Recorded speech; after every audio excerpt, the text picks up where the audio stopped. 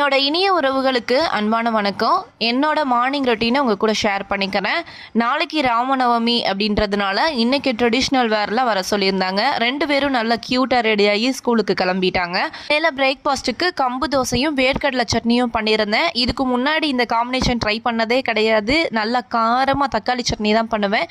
நீங்கள் கம்பு தோசை பண்ணிங்கன்னா என்ன சட்னி பண்ணுவீங்கன்றதை கமெண்டில் மென்ஷன் பண்ணுங்கள். காலையில் பிரேக்ஃபாஸ்ட்டை மட்டும் முடிச்சுட்டு ஸ்கூலுக்கு வந்து கிளம்பிடுவாங்க. ஆஃப்டர்நூன் லஞ்ச் வந்து வீட்டில் தான். காலையில் 7:20க்குலாம் வேன் வந்துடும். திரும்பி 1:30க்கு தான் வீட்டுக்கு வருவாங்க. இவங்களை அனுப்பிட்டு அதுக்கப்புறமா நான் வந்து மத்தியானம் லஞ்சுக்கு இன்றைக்கி வெஜ் பிரியாணி வந்து பண்ணியிருந்தேன். காய்கறி சாப்பிடாத குழந்தைங்கள கூட ஈஸியாக சாப்பிட வைக்கணும் அப்படின்னு நினச்சிங்கன்னா இந்த மாதிரி வெரைட்டி ரைஸில் நல்லா இன்க்ளூட் பண்ணிங்க அப்படின்னா சாப்பிட்ருவாங்க. இப்போல்லாம் தம்பி அடிக்கடி சிக்கன் லையா அப்படின்னு கேட்டுட்டு இருக்கிறான். சிக்கன் மேலே பெரிய மோகம் வந்துருச்சு அப்படின்னு தான் நான் நினைக்கிறேன். பிரியாணியில் போட்டிருக்கிற மீல் மேக்கரை எடுத்து இதுதான் சிக்கன் சொல்லி கொடுத்தாச்சு.